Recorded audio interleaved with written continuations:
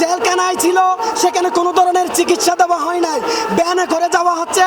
সেখানে সবাই অবগত, মিডিয়ার মধ্যে দেখছেন, একটু পানি চাইছে, পানি পর্যন্ত দেয় নাই। সেই জন্য আমাদের এই অবরোধ চলবে।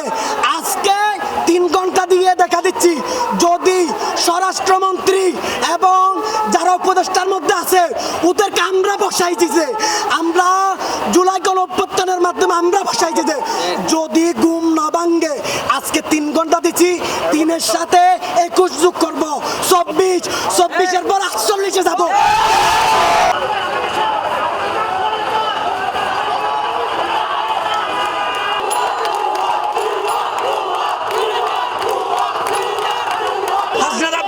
সমন্বয়কের একজন গতকাল তার ওরে নাটকীয়ভাবে গুছিয়ে হামলা হয়ে এই হামলার মধ্যে এই পর্যন্ত পুলিশের 4 জন পর্যন্ত গ্রেপ্তার করছে।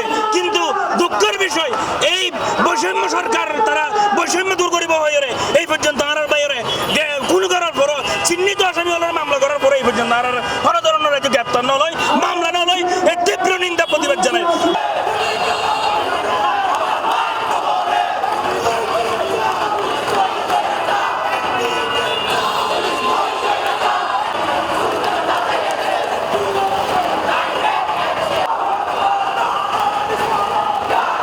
যতক্ষণ পর্যন্ত সরকারে সর্বোচ্চ শাস্তি নিশ্চিত করবে না, ততক্ষণ পর্যন্ত আমরা ঘরে ফিরে যাব না।